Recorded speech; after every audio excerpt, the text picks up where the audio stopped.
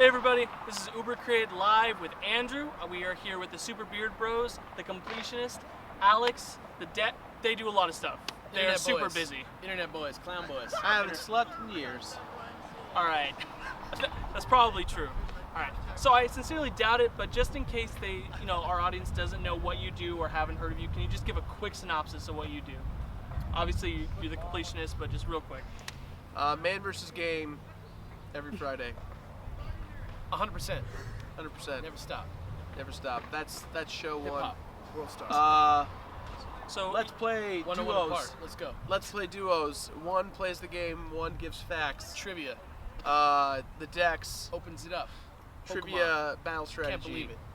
That's show on YouTube. you're the best best show. hype man. Best Get show. fucking ready. Get Can I ready. say fuck? Get Yeah, jacked. absolutely. Is that okay? Get All fucking jacked for YouTube content. So basically, you're like the Bear Grylls of YouTube.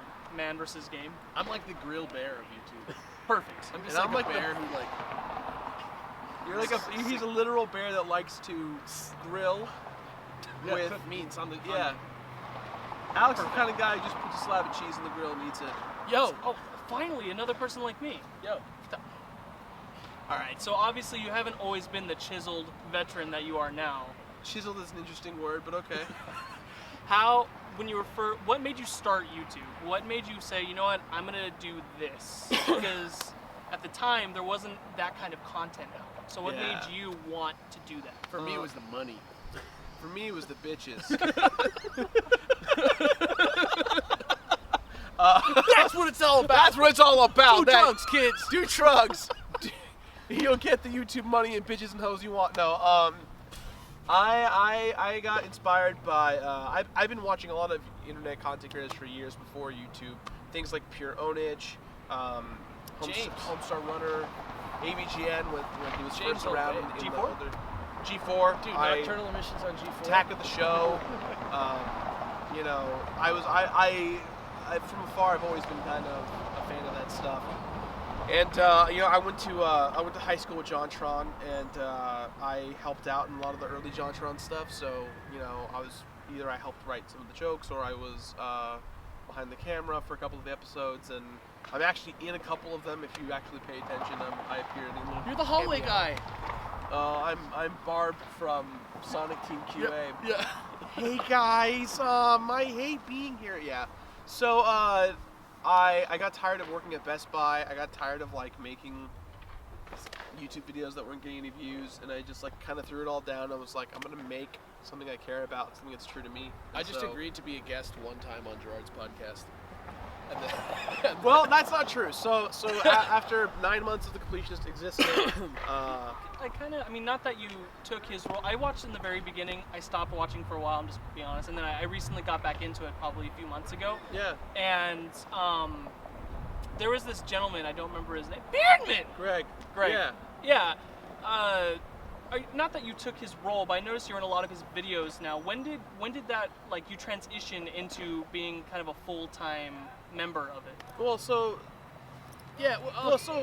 I want to be clear.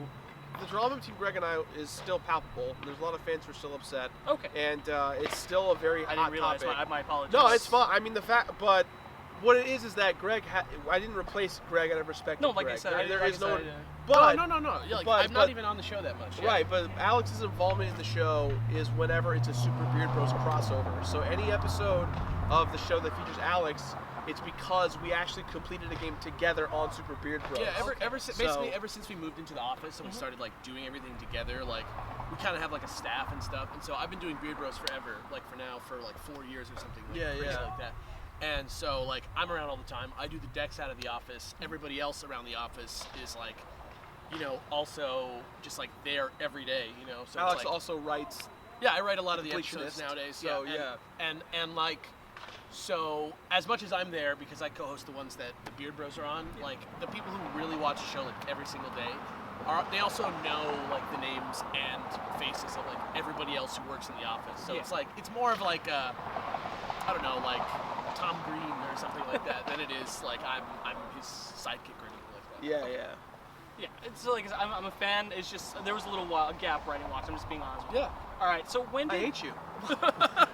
See, I'd rather be honest with you, so you can give me that genuine reaction. Yeah, dude. When did you guys start Super Beard Bros? Like, when did you decide that that was something you wanted to do? Well, No, it was about. We We saw the GameGrumps and said, even though we were made before the GameGrumps, let's rip off the GameGrumps. Yeah. No, beards. Really, what it was that we were doing this podcast. We were like having chemistry. We were like becoming friends, and we wanted something that was like not specifically not the Completionist, and something where we could like really chill and be ourselves. And so we did Super Beard Bros, and we tried it. I think the original like initiative, the TOBG Phase 1 initiative that I kind of came up with was, the idea was, after kind of building a monolith of a show, that I could create separate properties that didn't rely on the main thing, and Greg at the time could do the same thing. So we make a YouTube channel that's successful, and that's that channel, and then we branch off and make different ones, which branch off and make different ones. And so I've known Alex for many, many years prior to the show happening and everything, but I never actually really spoke to him or hung out with him. And so our friend Michael Barity reintroduced us together. We went and saw a movie together and got drinks, and I had him on the podcast on a whim. And I think like after that podcast, I was like, Alex knows a lot. He's talented. He's smart. And I came from a background in the games industry of just like doing he's a games freelance journalist. writing and journalism. So for Beard Bros, we thought, you know what, like at the time there was no GameGrumps, so we were like, you know, we're gonna make this duo team of like, I'm really good at games and he's really knowledgeable about games. And that was kind of our dynamic. And so we rehearsed and filmed and created about 3 months worth of content about 3 months before the Grumps came out. And then the Grumps came out as we were about to launch.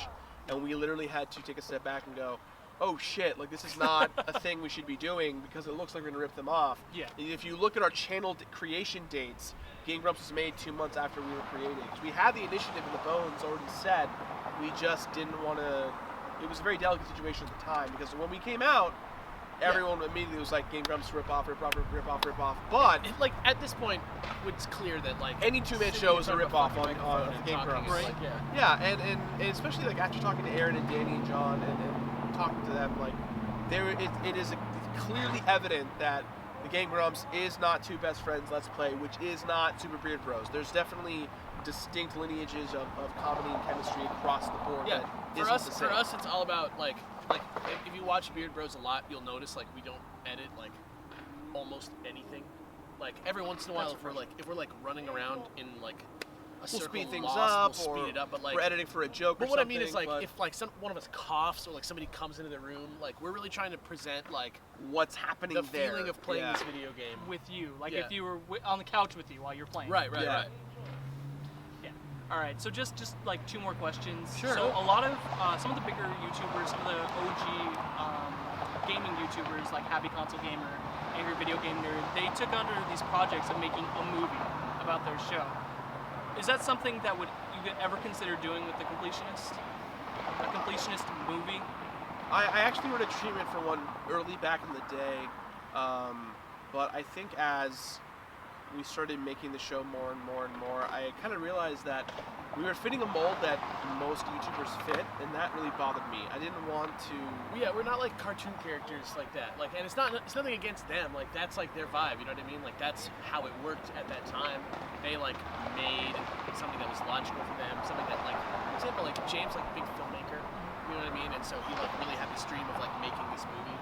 But for us, it's more about like creating new stuff all the time. And a movie is like, we wouldn't be able to do anything if we were working on a movie. I think one of our but we take that same energy and approach to different projects, right? Like Big Bad Bosses. we launched Big Bad Bosses, our comedy album that was #1 on iTunes for 2 months, and we did really well with that. And you know, I launched the personal channel this year, which is about the office environment and kind of how we make the show. And we've always, you know, every year, and then we had Final Fantasy 7 month, which took a long time for us to make. So we try and give ourselves one yearly creative goal that is outside of the box that we've created for ourselves, to keep ourselves creatively intrigued and kind of just overall like doing something that's not the same thing over and over again. Yeah, Like, we don't that's want to huge. create. We're not trying to create like. At a point in time, we did a lot more like lore-based stuff in the episodes. Like a lot of like, oh, like the game is like alive and it's like trying to get us, and it's like that stuff worked. You know, it's funny, but like we kind of felt like it was kind of just us doing the thing that a lot of other people were Yeah, doing. I think when we hit our 100th episode with Sonic 06, That was kind of the end of that. I kind of put like a bookend on that kind It's of like a comedy conscious- because I yeah. felt that everyone did that. That was a trope. We were becoming the tropes of what YouTube gaming review shows are. And more importantly, I never intended the Completionist to be a YouTube gaming review show. Cartoon character. Yeah, I am not a personality. I'd say I'm a hyper personalized character of myself, but I don't really like make funny voices and create a persona that's not me. I think that disconnect was there, and I think once we kind of stopped that, Yeah, a lot of we've that stuff reinforced is in the Completionist show and is not, was in it and is not anymore. Like, it's a much more, like, it's much more of a review. No, of course. Yeah. It's much more about, like, at least now with the new format of the show, it's really more about like the struggles of actually completing a game in 7 days. That's kind of the focal point of the show now, and I think that's kind of where we're finding our unique stance in the space. Okay. So this is, as the time of recording, this is the month of disappointing games. Yeah. So now, obviously, you don't have to say anything because I totally understand. But is there any way you could give our audience maybe just a little snippet, a little preview of something, or tell us some information you haven't really released yet? Understand? Like I said, I understand if you can't, but it would be really Sure. I mean, if people really care, yeah, I don't mind. We launched with Sonic and the Secret Rings.